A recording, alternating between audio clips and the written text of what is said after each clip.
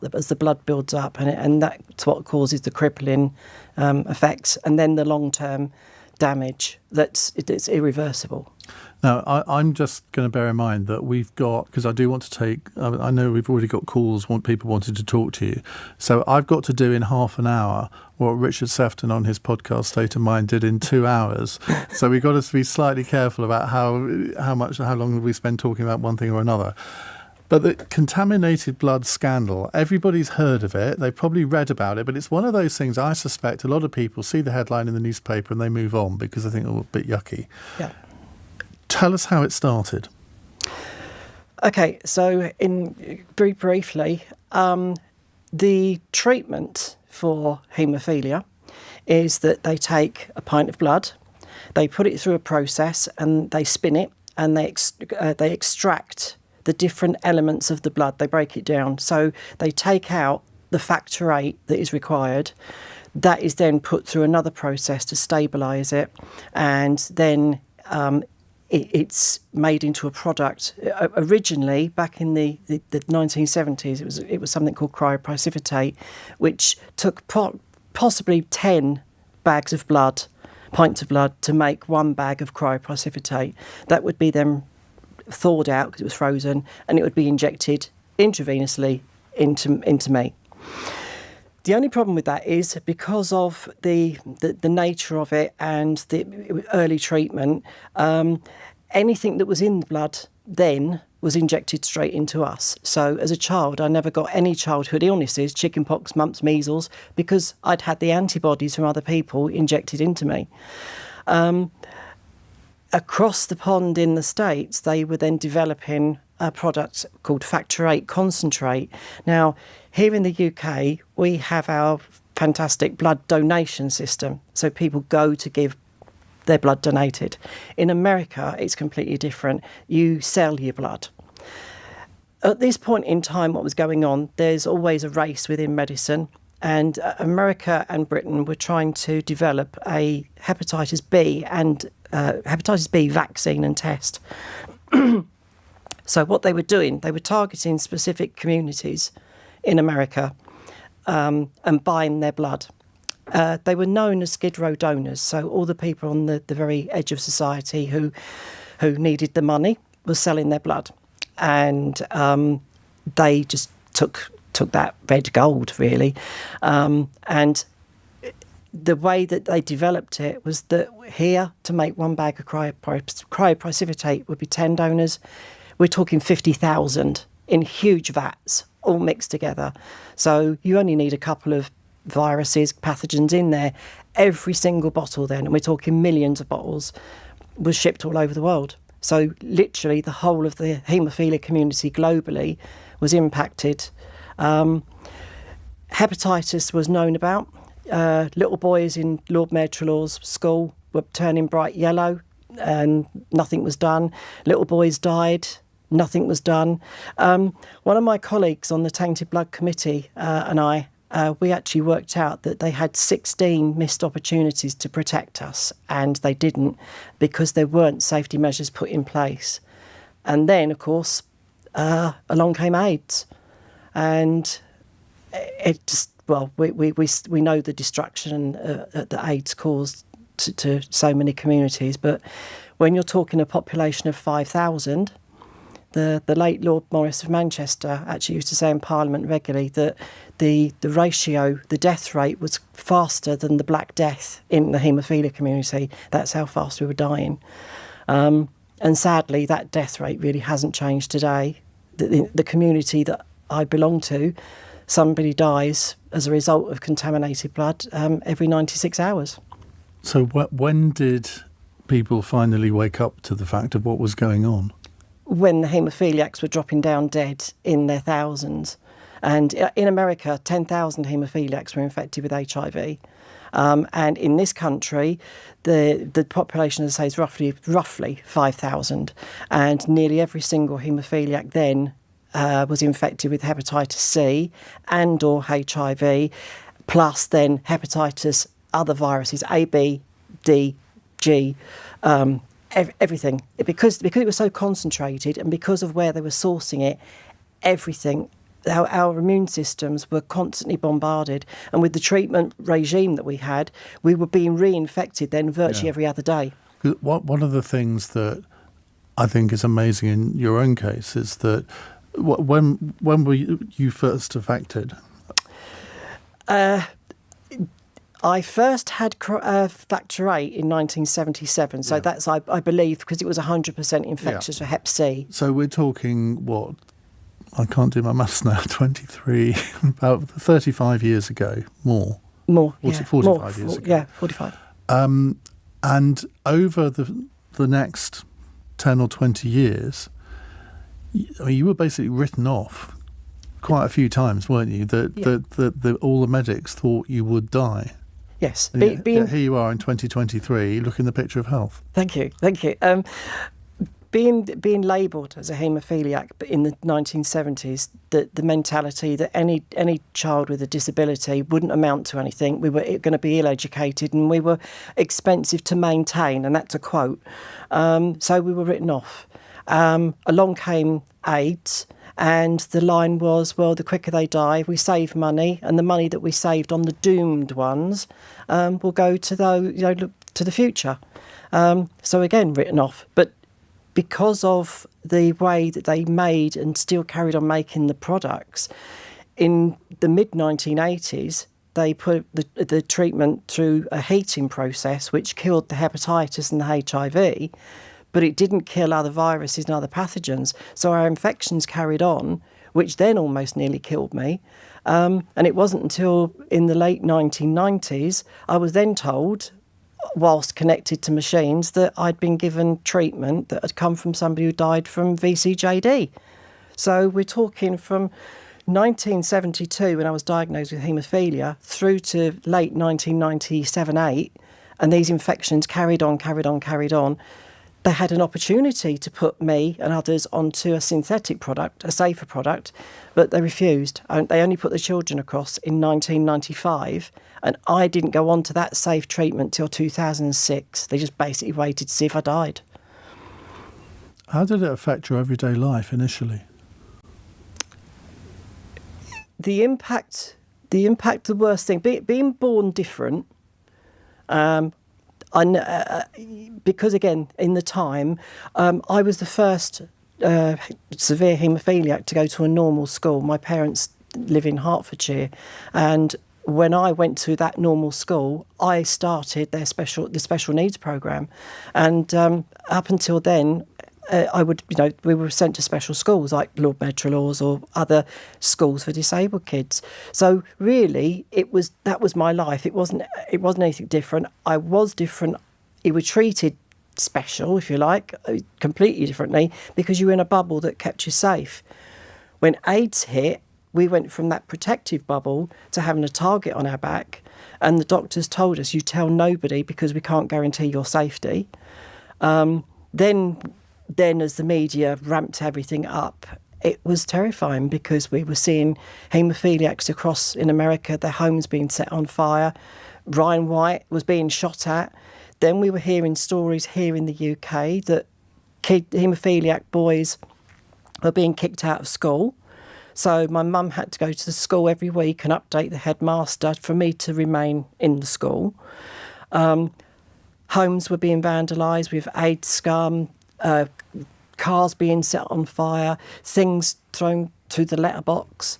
I have a very, very good friend who I've known for over 40 years, and his younger brother committed suicide because he used to get beaten up so much because he had two haemophiliac brothers, and he just couldn't take it anymore. And that's the other thing, Iain, that when people say contaminated blood scandal, they think immediately of the infected, but it's the families surrounding it that also have suffered. I mean, my dad died in February this year, and he went to his grave riddled with guilt that the one thing your dad does is protect his kids, and he couldn't do that, and he regretted that, and he'd never felt there was anything that he could ever do. But he's not seen justice. He's not going to see what the inquiry does actually say. And that's the sad thing, that we are losing not just the infected people, but the families who are ageing and losing all these mums and dads and everyone. The one word which kept coming into my mind while you were speaking there was fear. That a lot of the consequences that you, your friends, your family, other haemophiliacs went through at the time was because of people's fear of the unknown. That they were, I mean, why should they be educated in a way? But they didn't really understand what was going on. And there was a lot of propaganda being put round by people who who definitely ought to have known better. And the fear of the unknown actually is, I think, the thing that is the most powerful thing that divides society, whether it's to do with this subject or many others. I mean, if you look at racial issues, most people are racist because they've never met people from a particular religious or racial group, and therefore they fear that person. And as soon as they do meet someone and they realise, actually, they're the same as me. And it's a bit like the old sort of trope that we used to get, well, I'm sure some people still get, sort of, well, all the sort of backs against the walls in the showers boys in prison because, like all gay men want to have sex with any man. Yeah. And it's you say that to a straight man, and say, well, would you want to have sex with every woman? Well, of course I don't. And all these sort of canards that just get in people's heads, it's all projected fear, isn't it? Oh, yeah, definitely. I mean, when you think back to those awful days, one of the things that I say on a regular basis is that people like myself and the other long-term survivors, we are literally living on the edge of that cliff. Tomorrow is a new day that's going to be written in the AIDS manual, and they're writing it now about us. So as we live it, they write it. There is nobody in front of us. We don't know what's going to happen. And all of those heroes, those brave people in the past who have got us to the point where we are today, the stigma, the hate, the fear, it's all still being circulated today, and we need to really combat that. But yeah, it was. We didn't know what we could do, and as you say, that some of the awful myths that you can't use the same cutlery and towels and things like that, people still believe that, because unfortunately, as progress has really moved on so much, and we are completely in a different world now from where we were in the 80s, thankfully, with medications today. But the education hasn't been given, it hasn't been caught up. And also, if you think about it politically around the world, HIV/AIDS is still used as it's weaponised, and it's used in hate and hate speech. And unfortunately, the LGBT community is under attack, and it's just another weapon they use with that. But fear, it's a powerful emotion, isn't it? Yeah, absolutely. Well, we're going to talk a little bit more to Mark over the next few minutes, and then take your calls after 8:30. If you want to book your place, 0345 6060 973 is the number to call. You're writing a book, aren't you? Have you got a publisher? When's that coming out? I'm actually trying to find a publisher, so if anyone's listening, it's written, it's there, and I need a publisher. Right, we'll hear more from Mark in just a moment. It's 17 minutes past 8. LBC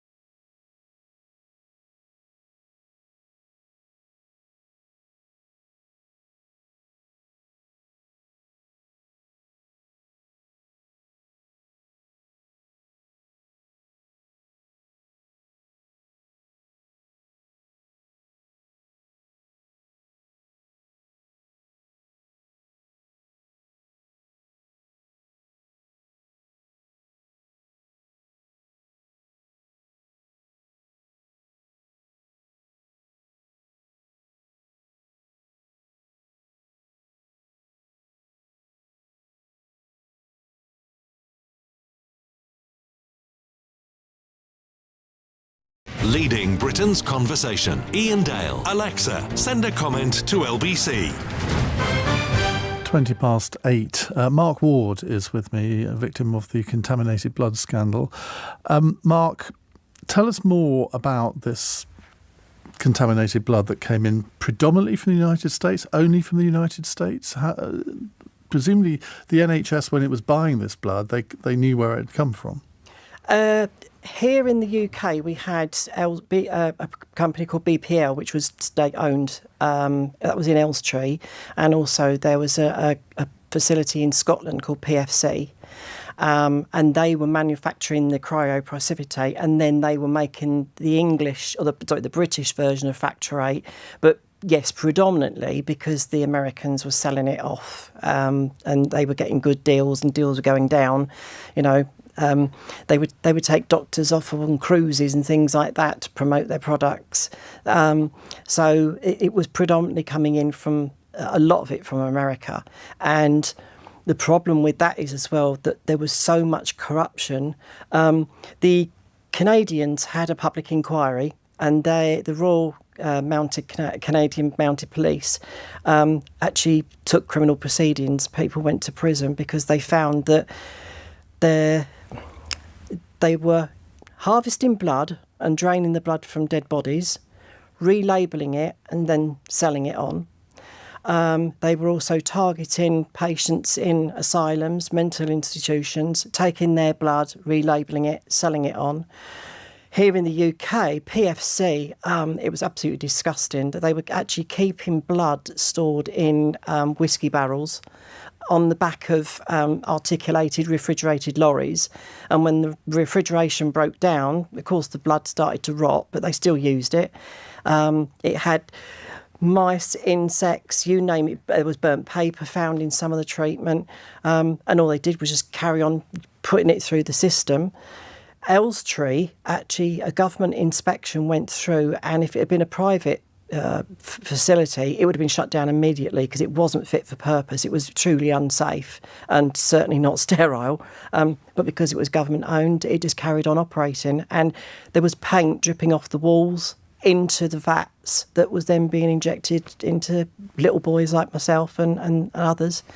And here we are in 2023, and we still haven't got to the full truth, and we won't get to the full truth until the report from the inquiry is published, which is now being delayed till next March. And as you say, in the interim, a lot of the victims have died. A lot of their close family will have died as well. So they won't, just like you were saying about your father, he won't ever know what truly happened. No. And sadly, between now and when the report does get published, we're approximately another 48, 50 people infected will die. Yeah. Let's talk about the political aspect of this, because the inquiry's heard from all sorts of politicians, current day ones, and people who were like Norman Fowler, who was Secretary of State for Health, Ken Clarke back in the 1980s, right up to the present day, Rishi Sunak, Jeremy Hunt, Penny Mordaunt. They've all given evidence to the inquiry, which I thought was a little odd in a way, because you think, well, what have they got to do with it? OK, they're the ones that are going to have to pay the money out when the compensation is finally agreed.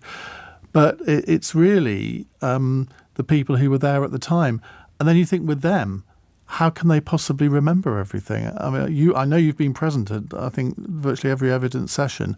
Yeah, I'm the only victim who actually went to every location that the inquiry went to hear evidence, so Northern Ireland, Scotland, Wales. And when you listen to people who were Secretaries of State for Health and Social Security at the time, like Ken Clarke and Norman Fowler, what was going through your mind listening to their evidence? To be honest, a tornado. Listening to Ken Clarke was actually quite horrific. To hear his attitude and everything was stunning. He didn't even know. I mean, he actually stated, I don't know if haemophiliacs take pills or what they do, and we're talking about blood. But Ken Clarke was questioned on a quote that, as it's only haemophiliacs dying, nobody else has to worry about AIDS. And he didn't remember saying that.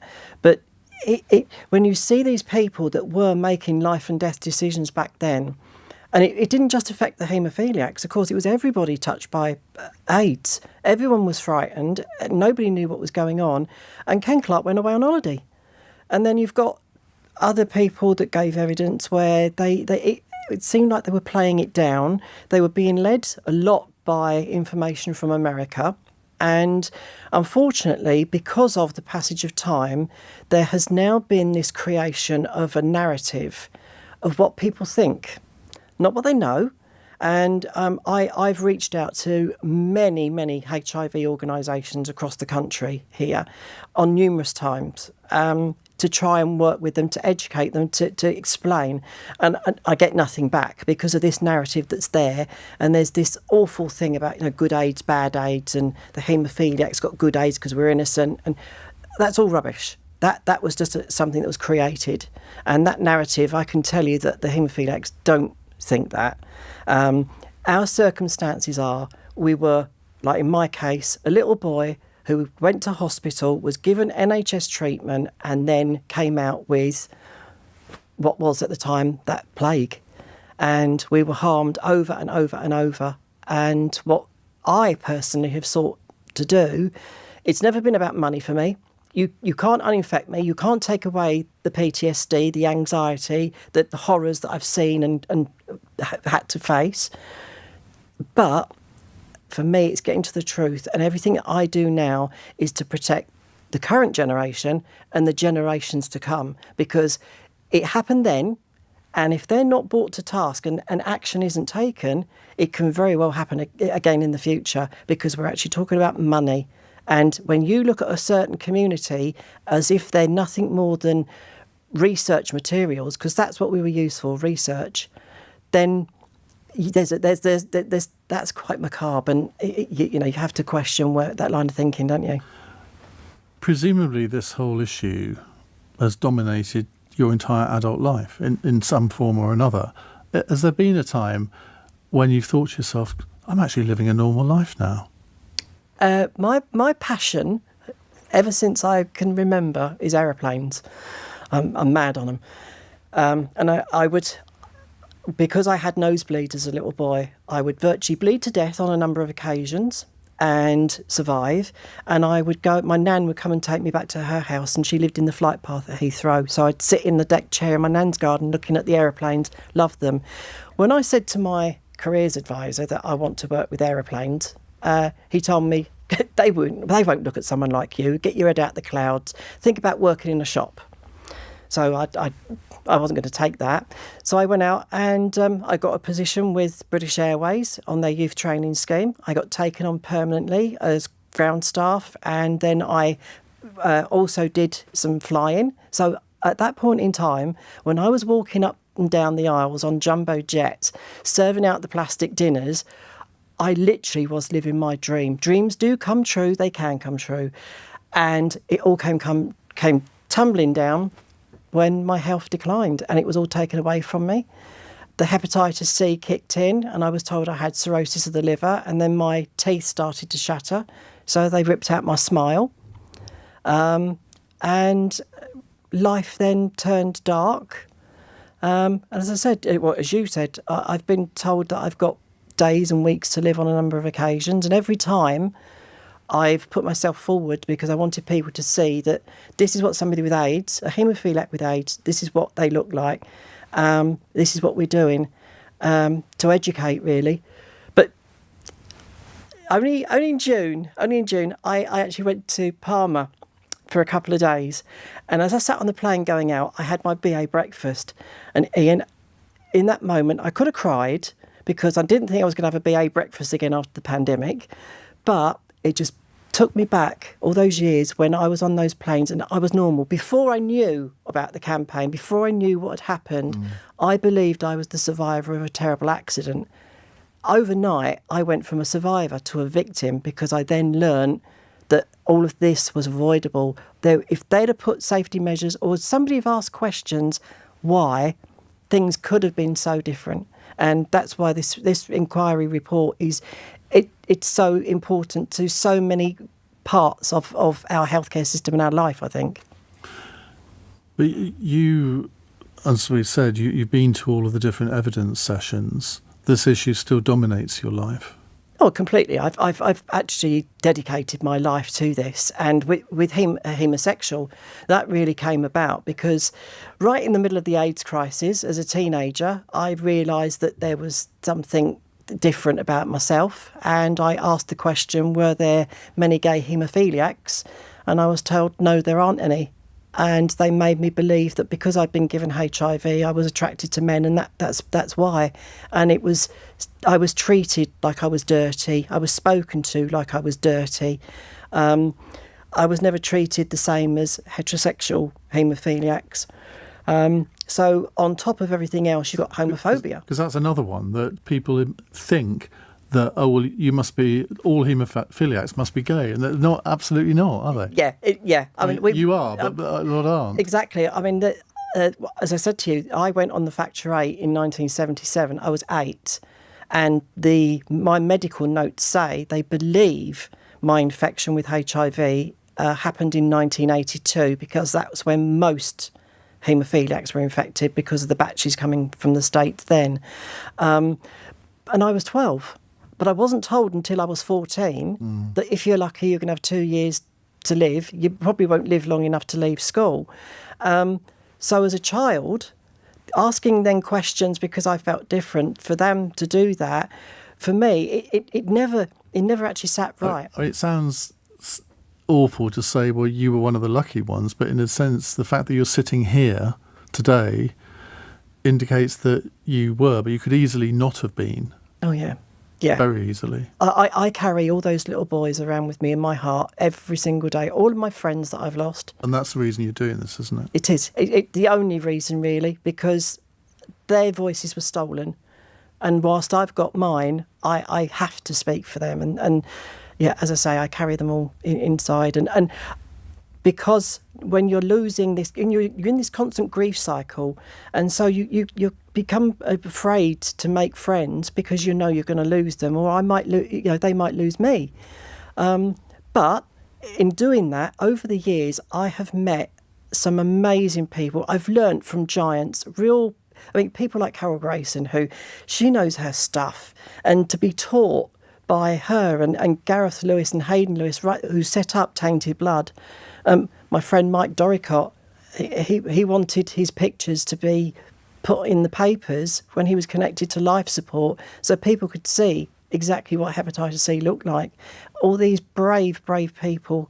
And I actually sometimes have to think that how lucky I am to have known them and to be able to speak their name as well. Well, we're going to come to your calls in a moment. I'm sure that you will all have lots of things on your mind, maybe questions. It doesn't have to be related necessarily to the contaminated blood scandal, but I mean, if you've been a victim and you want to have a word with Mark, we'd love to hear from you. But also, maybe you've got a question about haemophilia in general, because I must admit, it's something that, I mean, I kind of knew what it was, but if you'd said to me, just spend 5 minutes here and talking about haemophilia, I'm not sure I'd have been able to do. So I think it's one of those things that there does need to be a lot more knowledge about. So do give us a call. We're going to take calls between 8:30 and 9. Well, it's actually gone past 8:30, hasn't it? 0345 6060 973. It's 8:34 News Headlines with Daryl Jackson. The family of a 15-year-old girl stabbed on her way to school in South London has visited the scene where she died and say their hearts are broken. A vigil has been held for Iain Dale in Croydon. 3 people, including a 14-year-old girl, have died after a gunman opened fire at a home and a hospital in the Dutch city of Rotterdam. Police say a 32-year-old man has been arrested. And detectives investigating the deliberate felling of an iconic tree in Northumberland have arrested a teenage boy. The 16-year-old is being questioned after the tree at Sycamore Gap next to Hadrian's Wall was cut down overnight. LBC weather: rain moving eastwards this evening, clearer during the early hours with showers for northern Scotland and a low of 8 degrees. This is LBC.